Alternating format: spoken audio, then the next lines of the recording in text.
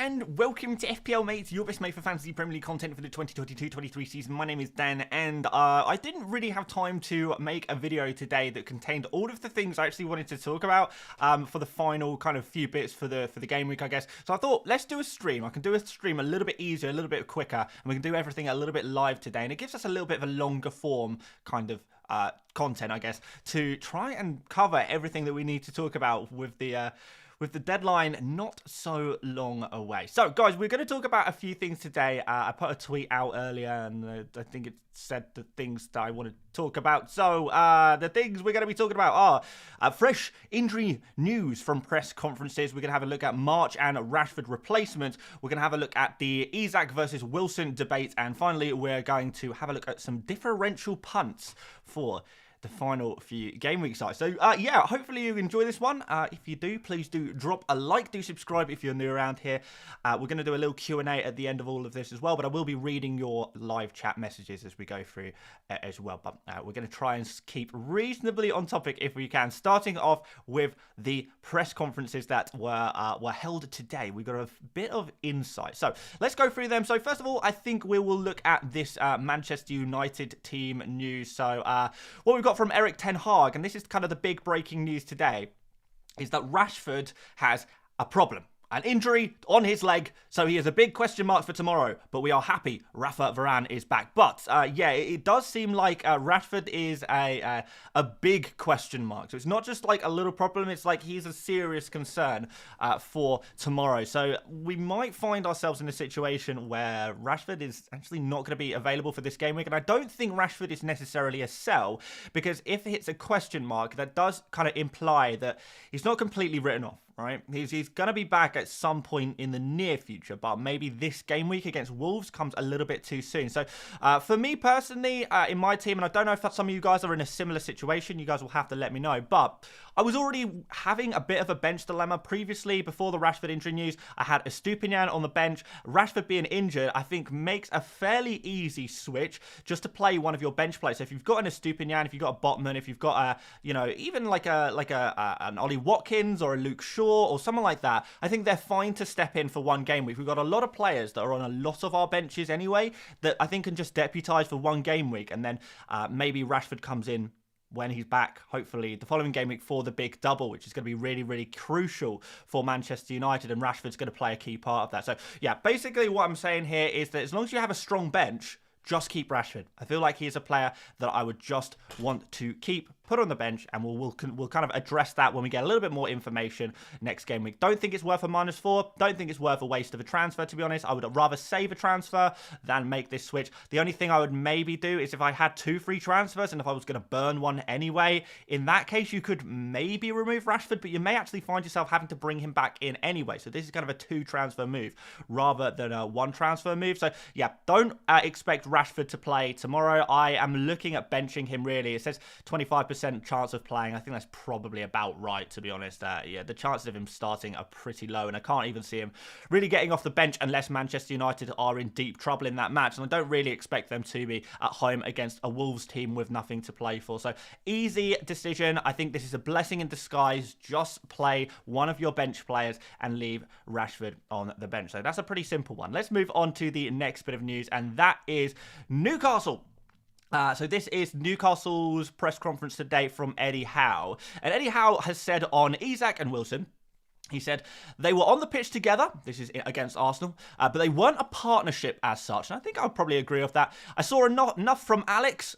Alex is in Alex Isak, who played well, I thought, to know he can play in that position. And I know Callum in the number 9 role is an outstanding player.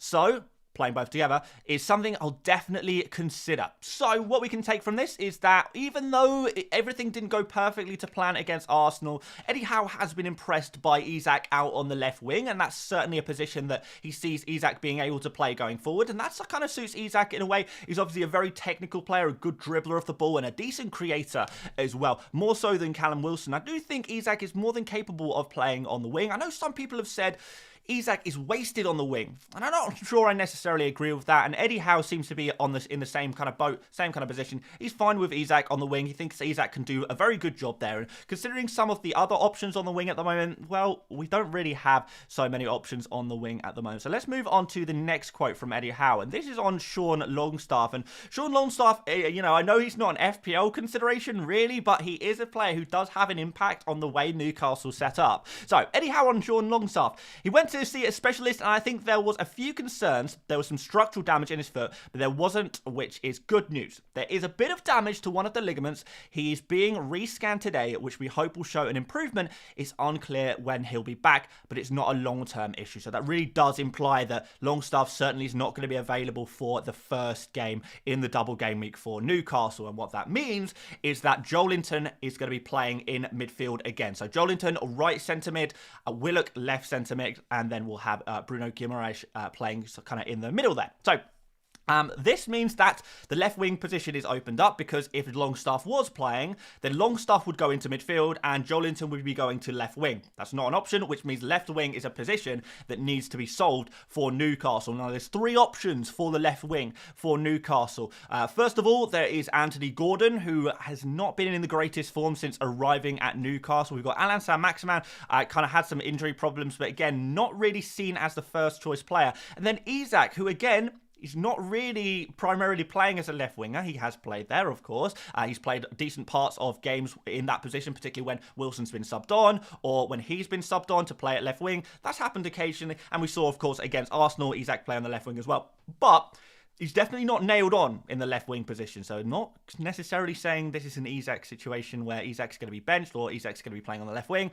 But what we do know from this is that there is a significant possibility that Isak plays on the left and Wilson plays through the middle in that first game against Leeds. I know a lot of people saw that Arsenal game and panicked and said this didn't work, but we've got to remember they were playing against Arsenal. It's a difficult fixture. It's a difficult team to play against, and if you know, Wilson through the middle and Isak on the left didn't work in that game, that doesn't necessarily imply that it's never going to work again. It was one game against a difficult team, and it does seem like Eddie Howe is willing to give that another go, to give that another try, to try and fit both of these phenomenal players into the same team. Now, will that happen in both games over the double game week? I'm not sure, but if this does happen, then this is going to make Wilson a slightly more appealing prospect, because Wilson through the middle, hogging the XG, you know, when Isak is playing on the left, he does drop off in terms of those shooting numbers a little bit. And we can see Isak more of a creator and Wilson more of a finisher. And that does kind of suit Wilson's play style. I don't know if it 100% suits Isak, but it's certainly a way of getting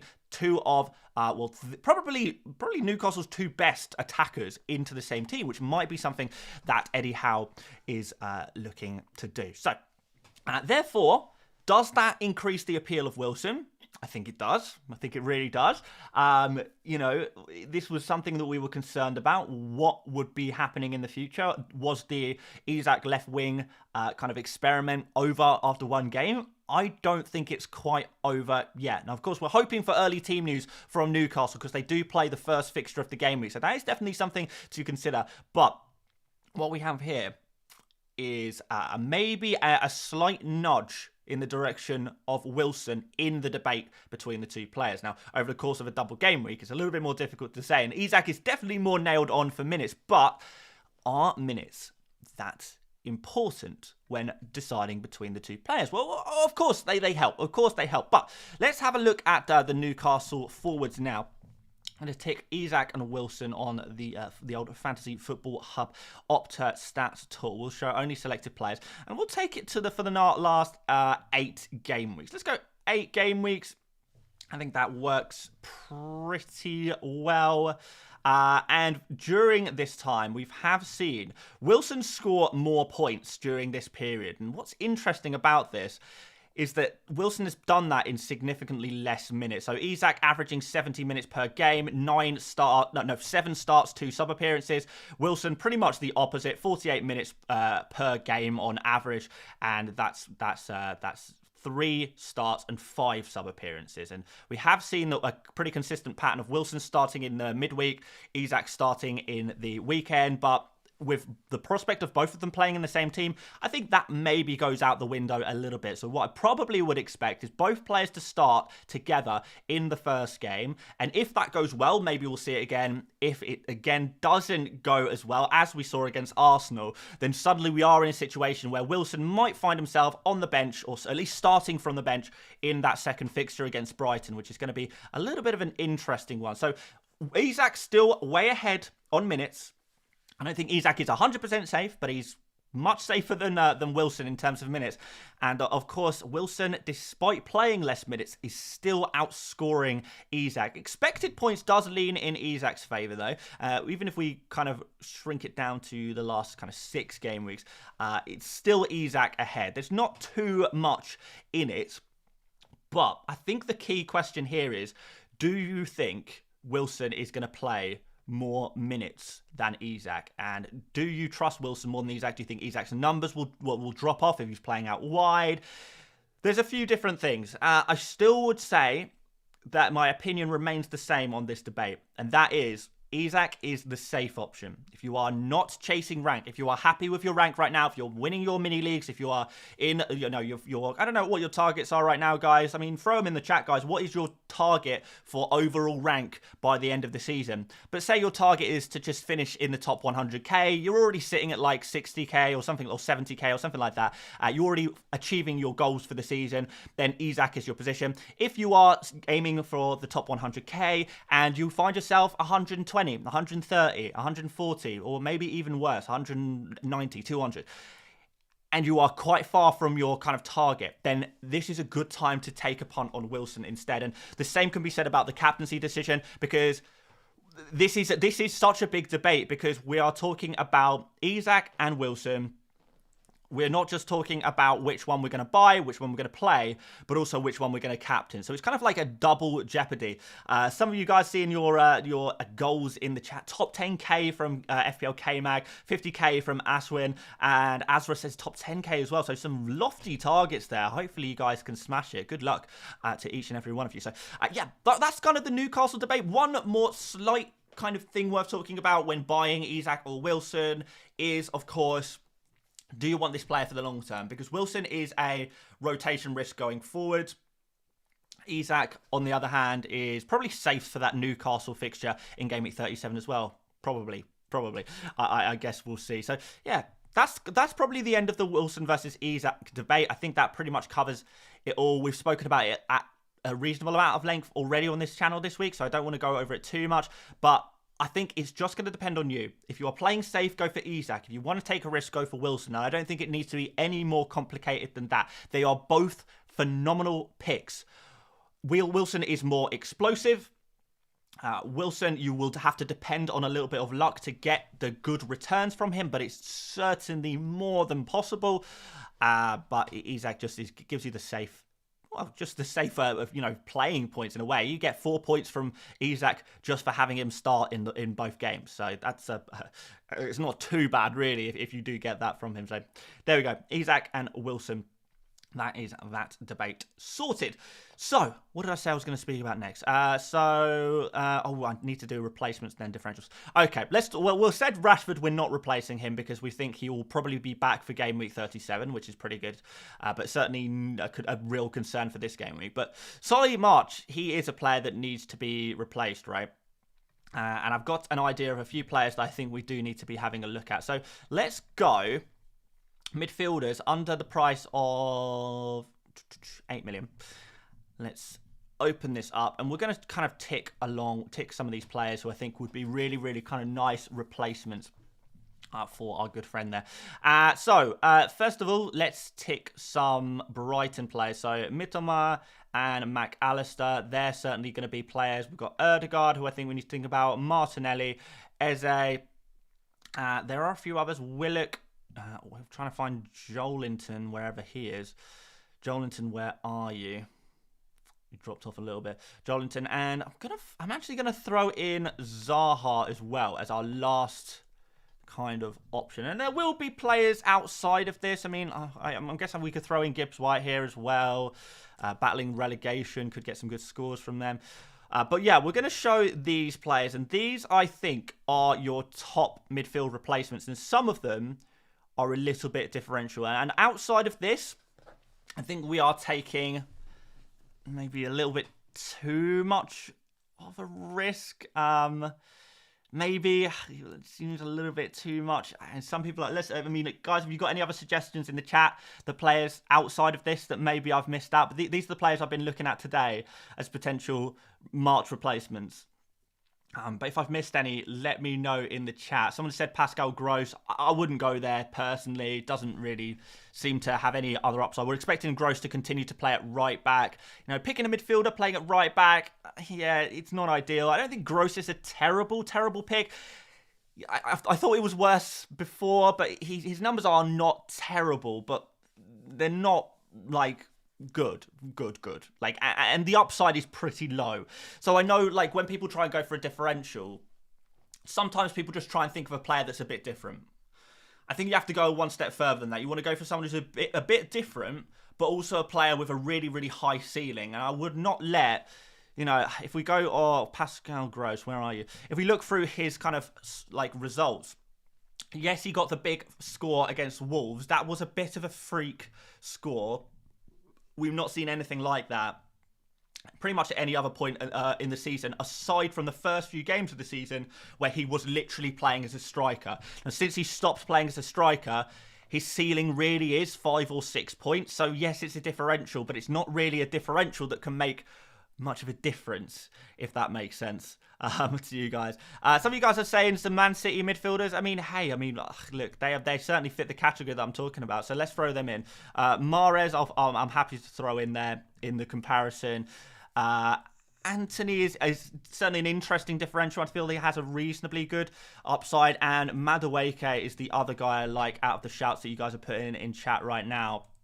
Aside from that, I'm not really feeling some of those other ones. You're suggesting, guys. Sorry, not sorry. So let's, let's just have a look at these players. I think this is it. I know someone said McNeil. Yeah, not really feeling that one, to be honest. Up against Man City next. Yeah, don't think he's the one. Enciso is a forward, but definitely someone you could consider.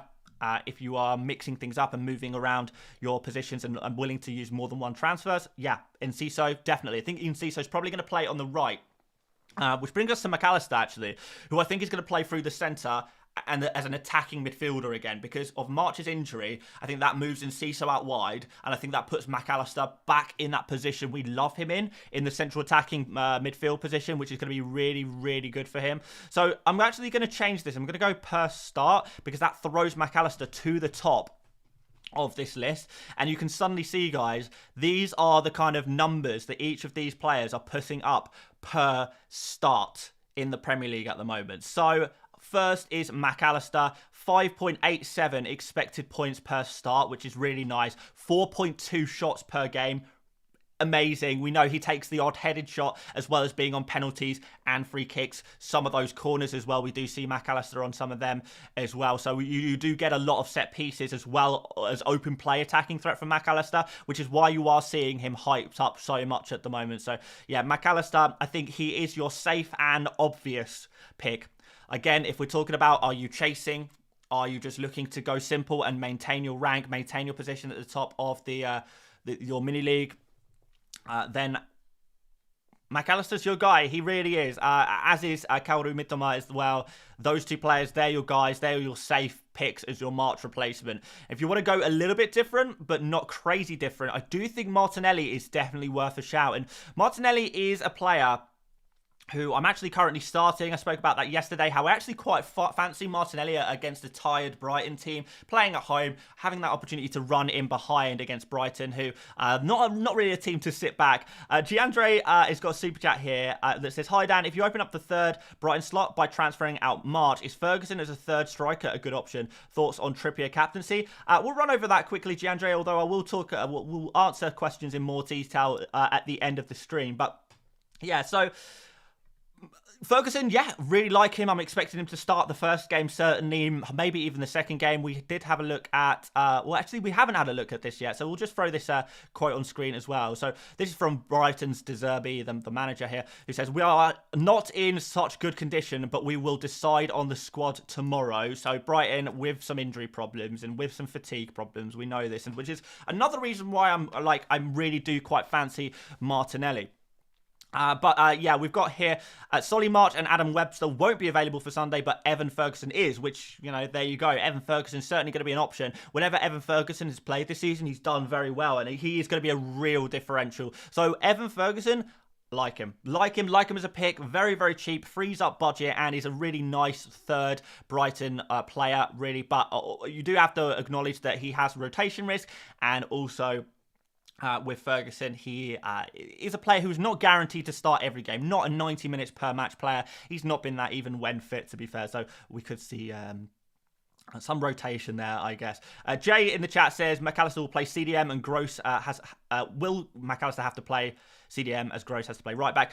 No. So what I'm predicting is Gilmour and Caicedo as the two defensive midfielder. Now that Gilmour has kind of bled into this team a little bit, that opens up another option at CDM. So even if Gross is playing at right back, we can have Gilmour and Caicedo as the two CDMs with McAllister playing a little bit further forward. And I think that is probably a slightly better option than having to play the likes of Buonanotte, who looks good, don't get me wrong, but he's very, very young and not sure he's going to be a regular starter quite yet. And Ciso, he does look the real deal, however, but, you know, playing Ciso on the right, McAllister in the central attacking midfield position, I think that's possibly what we're going to see.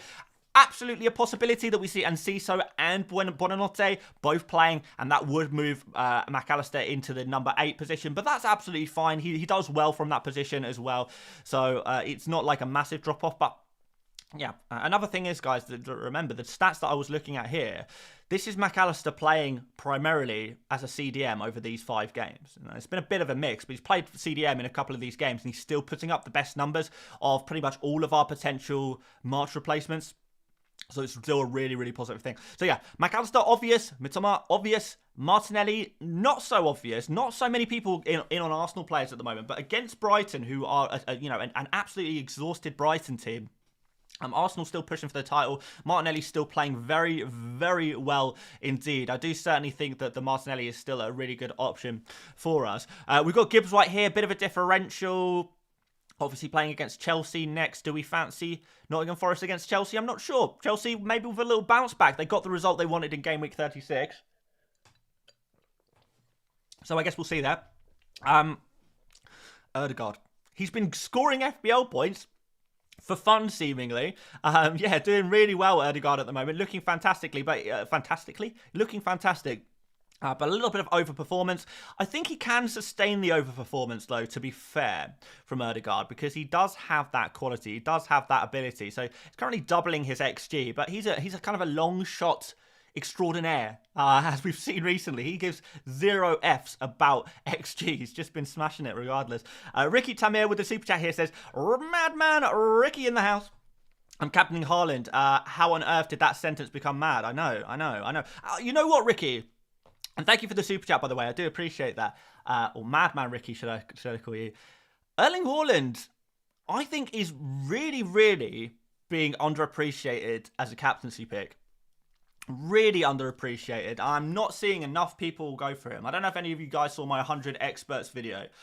If you haven't, I do recommend going to check that out, because we saw some captaincy numbers among top FPL managers, and Erling Haaland is going to be differential. And when you get an opportunity to go for a differential Erling Haaland as your captain, that's a pretty big deal. So yeah, I actually really like that as a captaincy shout, which I can't believe it's even, we're even saying that that's differential, but it is. And this is a big opportunity for the chasers out there to go for Erling Haaland and be able to really, really take advantage of his points.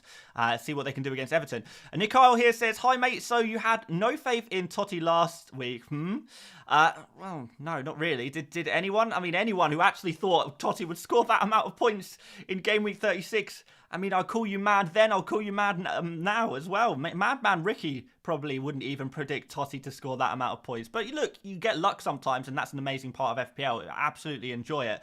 But anyway, Got 45 points in Gameweek 35. Got Wilson. What transfer I do? Isak or March replacement or both for -4. I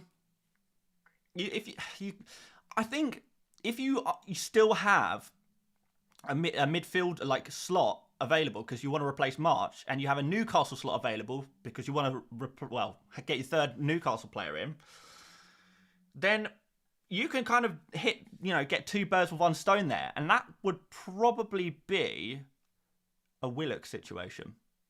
You could go for Willock. Interesting. Yeah, you could go for Willock here. And that kind of gets your Newcastle player, and it gets your kind of March replacement all in one. So I like that, Nicola. You could go for both of them. But if you want to play safe, then maybe buy Isak and replace March with McAllister. That's the safe options to get both of them, and just, don't have to worry about anything. Just play safe, take the -4, and just build the most template team you possibly can. But if you want to go a bit out there, Willock maybe is interesting. We will get to Willock, by the way, because we are still running through some of these replacements. So yeah, we got, where are we? Erdegaard, we spoke about him. Eze, really nice fixtures for Crystal Palace. In fact, let's have a look at them real quick here. Bournemouth at home, Fulham away, Nottingham Forest at home. So the 3 promoted clubs for this season. The 3 teams that got promoted from the Championship for this season. Crystal Palace play all 3. 2 of them at home. This is a really nice little run for Eze. His numbers are okay. We've had some mixed results from Eze recently. We've obviously had the nice results against Leeds and Southampton.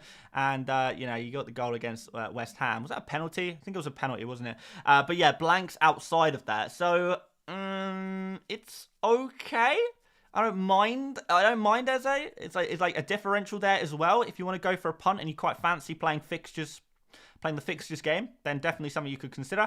Madueke, a little bit of rotation risk, I guess, but if you feel like he's going to start, he's looked pretty dangerous recently. Playing against Nottingham Forest next, so maybe he's an option. Anthony, since Rashford is out, that kind of nails on Anthony. He's pretty much, he plays most games anyway, to be fair, doesn't he, Anthony? He's reasonably nailed on, but yeah, this kind of solidifies that, and maybe Anthony will now be the primary kind of attacking player in that team, because Rashford was previously. We know whatever striker plays is not going to be the main attacking threat for Manchester United, really. But Anthony could be really interesting. So differential, risky, potentially gets you that third Man United slot, which might be nice to take forward to Game Week 37 as well. If you only have Rashford and one other Man United player right now, and you're not interested in Fernandes, or you're not interested in Shaw, or you're not interested in De Gea, or whatever other player you don't currently own, Anthony as a differential could work out. We're going to talk about Willock and Joelinton in tandem, but first of all, let's just have a look at these 2 super chats that have come in. Steve says, swapped March to Mitoma, got Mac, took a -4 for Martinelli from Grealish. Interesting. Thinking of giving Mitoma the captaincy, bit too much. Mitoma is a risky pick, but it's interesting, and there's numbers to back up that he might be a good pick. Let's have a look at the predicted points for this game week. And I know you can only really use predicted points as a kind of a guide, but I still think it's kind of interesting. And we will see Mitoma reasonably high up here. We've got him, what's that? 1, 2, 3, 4, 5, 6, 7, 8, 9, 10. So he's the 10th best captain option. But this is a game week to take a risk. This is a game week to take a punt, Captaincy is going to be so split this game week. There's not going to be one captain that can really destroy you. The closest player to being able to destroy your rank this game week, in terms of captaincy in particular, is going to be Isak. If you don't have him, or you don't want to buy him, outside of that, it's a bit of a it's a bit of a toss-up, really. It's a bit of a toss-up. So you can go for someone a little bit different. Trippier, Wilson, Haaland, Joelinton and Willock, people are talking about. McAllister, Pope probably won't captain a goalkeeper, to be fair. Fabian Schär, maybe. But yeah, Mittoma's right after that. We've got Salah down here as well. Bruno Fernandes maybe pushing the boat out a little bit too far. But I think Mittoma captaincy is still within the realms of sensible. I think it's still within the realms of sensible. So, yeah. It's, I don't think it's too much, but as long as you're happy to take that risk. That's all I'm going to say on that one. Was Alan says 63-point lead, but have March and Rashford. Any tips? Thank you. Yeah, with Rashford, I think you can just bench him for one game week only. With March, I would switch him to either McAllister or Mitoma, whichever one you don't have. I mean, Alan, you're just trying to protect a 63-point lead. You will really, really struggle to lose that lead. Like, you know, you've pretty much won your mini league, my friend, which is amazing. Congratulations, that's excellent. Don't quite pop out the champagne quite yet, but we're getting close. And you're going to get even closer by going for McAllister or Mitoma. Whichever one you don't have right now, straight switch, march to one of those players, Rashford on the bench for this game week, play one of your bench options. Not sure who you've got on your bench, Alan, but I imagine you've got the likes of Estupiñán, Trent Alexander-Arnold, Ollie Watkins, Luke Shaw maybe. There's a lot of players like that. There's a lot of players like that a lot of people have on their bench. And I think they are your Rashford replacements. Whoever you have on your bench, sub them in for one game week only. No harm done there. But anyway, back to Willock versus Joelinton. Now, Willock's numbers have been a lot better than Joelinton's, and I think that is partially due to the fact that Joelinton has actually been playing a little bit deeper recently. And I know he has scored some points recently. But let's go on transfermarkt.co.uk. But there is a big difference in Joelinton when he's playing at centre mid versus when he's playing at right mid. No, left mid, not left wing, I guess, technically. So I think he did well one game when playing in midfield. But what we have kind of seen from Joelinton is that when he's playing right centre mid, really we have kind of Trippier overlapping on that side, which does kind of force Joelinton to cover for Trippier a little bit going forward. So, yeah, you can see, guys, over the last couple of games in particular, last few game weeks, this Spurs game, this Everton game, where he scored the goals recently, he was playing left wing. He's not going to play left wing in game week 36, or certainly not in the first game, or certainly we don't think he will. Strong indication that he's going to continue in the centre mid position, as he has done the last two games, whilst Longstaff is out. And when he's playing in that right centre midfield position, he's just not quite as dangerous. So you can see, yes, like this is the game here where we did see a couple of goals despite him playing centre mid. But if we go back, you know, when he's got a goal and assist against Leicester, that was playing left wing. Goal here against Aston Villa, playing left wing. So in general, we do see more attacking returns from Joelinton when he's playing left wing, and that does put me off him a little bit. So I did want to put that one out there. I'm not really sure. Shepsy in the chat says, who would you start, Haaland or Asamoah Gyan? Definitely would go for Asamoah Gyan. Definitely would go for Asamoah Gyan. He's the guy to get. He's performing well. Captain him as well. He's only got a single game week, though, which is unfortunate. Who did he even play for last in the Premier League? Sunderland? Sunderland could be back in the Premier League. Think about that for a second. Sunderland, back in the Premier League.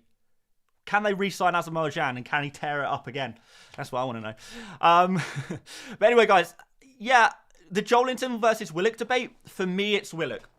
So Willock's going to play left centre midfield. And left centre midfield from Newcastle, because they play on the left side where we're looking at really Dan Burn playing kind of left back, who doesn't go far forward in the same way as Trippier does, which does allow a little bit more freedom and a little bit of kind of opportunity for being adventurous for Willock on that left-hand side. So I definitely do think Willock is going to get more opportunities to get FPL points than Joelinton. Joelinton does tend to get more attacking returns when playing left wing.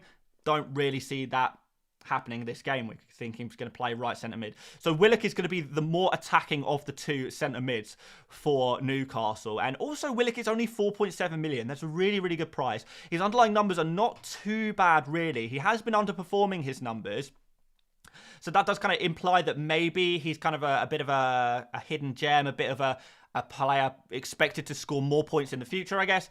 But yeah, 2 shots per game, not too bad. 1.17 in the box per game, 0.15 XG per game.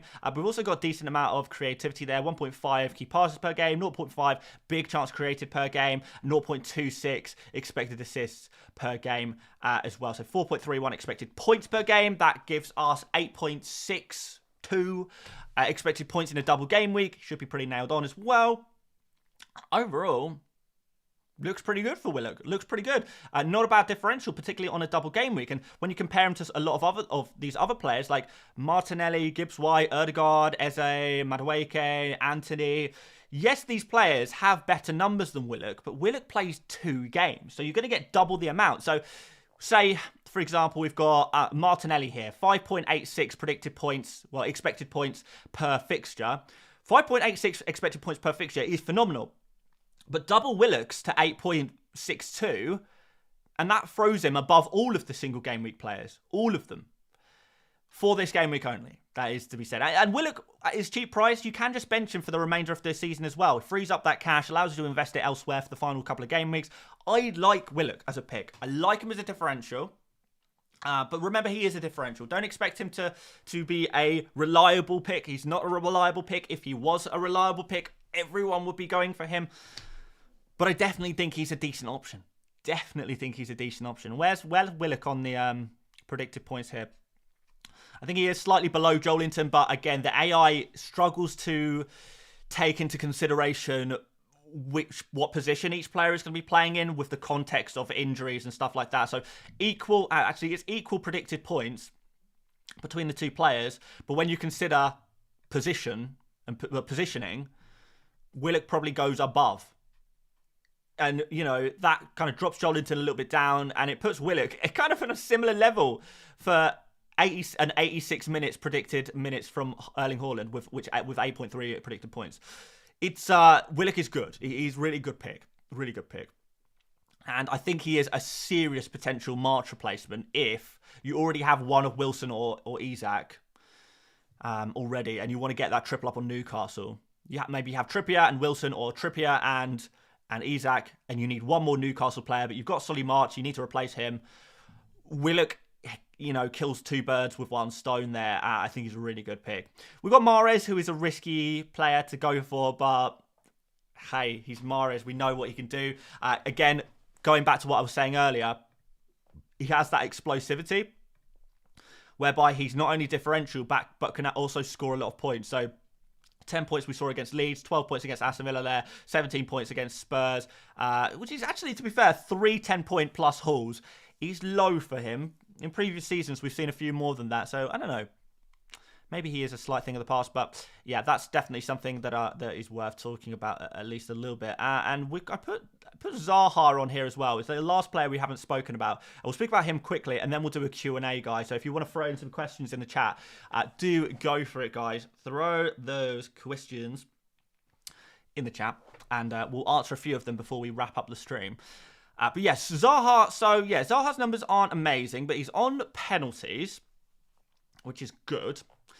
We've only had a small sample size from him because he has had an injury. But if we're looking for, well, we already spoke about Zaha's the Crystal Palace fixtures: Bournemouth at home, Fulham away, and Nottingham Forest at home. Looking quickly at the worst defences in the league over the last kind of few game weeks, we can see Nottingham Forest bottom, Fulham close to the bottom, Bournemouth a bit better than I expected, to be fair. They're still a pretty poor defence. But yeah, 3 poor defences, which means good opportunity for goals. But yeah, Zaha is another one of those explosive players that can score you a decent amount of points. We saw 12 points against Villa there, 12 points against West Ham there. We got any other mega hauls? Not really. But there was a time where Zaha really did look on top of it. He's had some time out. He's had some injury problems. He's back. He's back. He's already scored against West Ham since his return. Spurs was a tough game, but now we've got some easy fixtures for him. Even in that last run where he was like fit for a bit, we had Arsenal, Brighton, Man City when these teams were on top. Those were really difficult fixtures. Now we've got some really easy fixtures for Zaha. So, yeah. Zaha, differential, risky, a little bit more expensive than some of our other options, but I like him. So that pretty much runs through all of your kind of your March replacements, and it also covers a lot of differentials as well. And I feel like that's probably where we want to go. If we're looking for differentials, we're probably looking to go in midfield. The only exception to that would maybe be Wilson captaincy, which will be a differential, but that also includes captaincy, even though he is a forward. And Enciso and Ferguson as differential forwards as well. Not really sure I'll be going too far outside of that. Okay, guys, that covers everything. Let's do a Q&A to finish the video off. Video, stream, whatever you want to call it. It's a stream, but it will be a video. When the stream's finished, it becomes a video. It's like a live recording of a video, basically, is what we're doing today. So let's have a look through the chat. So, do you think Wolves will score? Wouldn't be super confident. I think there's a good chance of them scoring, but I wouldn't be 100% sure on that. Deep down, Wilson or Isak? Isak is so much safer. So much safer. Wilson is a terrifying player to own. But Wilson's more exciting. So deep down, you know, you're asking me what would make me feel more comfortable? Isak. Like, if I'm more comfortable suggesting Isak. If I had to pick a player for my team, I'm picking Wilson because I'm chasing. But if I wasn't chasing, I'd be picking Isak. At the same time, I'm terrified of not owning Isak. So, yeah, I guess the answer is Isak. Probably. Grealish versus Shaw. Difficult one. I'll probably go for Shaw. Not expecting Grealish to start in this game. Do you think Stones will start? I think it's worth having him in your starting 11 because the chances are, even if he doesn't start, he's probably not going to come off the bench. Probably. Oran says, sell or keep Rashford. I would keep Rashford and play one of your bench players. Play Porro, Shaw, Grealish in place of Rashford. Probably play Luke Shaw. Would you do Watkins to Isak/Wilson tonight? For potential price changes? No, I wouldn't. I'd wait for early team news tomorrow morning or hope for early team news tomorrow morning because that may make a massive impact on your decision. If Isak is benched tomorrow, for example, then you're not going to buy him. Like, full stop. If Wilson is benched, that might put you off buying him. If both of them are starting, but Isak is playing on the left, that might kind of impact your decision again. So no, I would not try and avoid the price changes. In 3 game weeks time, guys, your team value is going to be irrelevant because we're all going to be reset back to 100 million. So it's not going to matter too much, really. So no, I would not be doing that right now. What else have we got here? Is Bruno a good option? Yes, I think he's a reasonably good option. How about Alvarez for a differential? Yeah, I don't mind him as a bit of a differential there, but of course you are taking a bit of a risk. I think that's okay to take a risk. Carl says start Jota or Shaw. I would start Jota just because, you know, I do prefer to back the attacker. Those are the players that can make a key difference to your team. Start a Stupinian or Watkins? Well, I'm starting the Stupinian, and I'm pretty happy with that decision as well. So, yeah, let's say start a Stupinian. Play a Stupinian or Shaw. Again, I would go for a Stupinian. Is it worth to replace March with a -4 now that Rashford is highly doubtful? If you really are struggling with your bench is not looking good, then maybe taking the -4 to replace March is not such a bad idea after all. Remember, if you're going for another Brighton player as well, you're not just picking them for this game week, you also get them for next game week as well. 2 double game weeks in a row. So it's not just a short-term thinking transfer, and the -4 could, if you're going March to another Brighton midfielder, that can easily pay you back over the course of 2 game weeks just by virtue of these players playing an extra fixture, to be fair. So yeah, it's no problem whatsoever, really. Kane to Isak or Wilson? Kane and Erling Haaland are the 2 players I would not be convinced about selling for Isak and Wilson. Erling Haaland, I would never sell for either of those players. Kane, I would not be fully happy about doing that either. But maybe you have to. So, yeah, if you want to sell Kane for a Newcastle forward, fine. It comes with big risks. It does come with big risks. I wouldn't be completely confident about that one. But maybe you just have to do it. Maybe it's just, you have to do it. But is there any other way? Could you get a Newcastle midfielder instead and keep Harry Kane? I would like to do that if possible. -4 for Wilson to join Isak. Yeah, I mean, it's a differential. It's interesting. If you haven't got any other problems in your team, then I don't see why not. Any thoughts on Jota? If you have him, then you could keep him if you want to. But he is one of those players who I think could quite easily be sold. Shaw or Trent? Definitely Trent. Keeper to start out of... I've lost it. Kepa versus Raya. I guess Raya. I guess. Just because he's just so consistent. He's so consistent. Play Mahrez or Watkins? I would probably back Mahrez. Kane for Wilson -4. I would not do it for a -4. I would no way would I swap Kane to Wilson or Isak for a -4. Wouldn't do it. I don't think you make that back this game week. I don't think you make it back. I think that would be a regretful move. I'll potentially do it for free, but probably not for a -4. Mahrez for a 1 game week punt? You could do. Who to captain out of Wilson and Isak? Wilson if you want to take a risk. Isak if you want to play safe. Probably Isak. Like, Isak is the sensible captaincy option, right? He's the sensible one. But maybe, again, if we get early team news, that may kind of impact your decision. KDB and March to Mahrez and Fernandes. I don't mind that, but you are going to be missing a Brighton midfielder. So again, depends if you're chasing or not. And again, that kind of goes back to what I was saying earlier on in the stream. A lot of these decisions are going to be depending on whether you're chasing or protecting rank. Edison versus Raya. I guess we just go for Raya, right? Like, it's not a bad fixture. It's at home. There's a goalkeeper that makes saves. West Ham probably safe now, so maybe on the beach. But then you could probably say the same thing about Brentford. Chloe says, hi Dan, been a subscriber since 100 plus. Trippier or Wilson captain considering minutes risk? Still go for Wilson. Higher upside there. Play Rashford or Grealish? Neither, ideally. Maybe make a transfer. No, Rashford's probably going to be a risk, but I would probably still play Rashford ahead of Grealish, even though I don't think Rashford's going to start. Edison versus Raya. Again, Raya. De Gea versus Kepa. Go for De Gea. A lot of these questions I'll probably solve on the bench list tomorrow, so make sure you're tuning into the stream tomorrow. We'll do a bench list and we'll solve all of... Like, I feel like this game week, the bench list is going to come in clutch. Really, really clutch. There we go. But yeah, a lot of these questions are, you know, who to start out of this player and that player. We will answer them all on tomorrow's stream on the bench list. And then we'll get a definitive, or we'll try and get as definitive as we can of who to start and who to bench. But yeah, I'll answer a couple more transfer-related questions right now. And then I think we'll wrap things up for today. If that's cool with you guys, I hope it is. Going to play a bit of FIFA. And don't know what else I'm going to do tonight. I've got no plans. Play FIFA, I guess. Eat some food. Standard, boring life.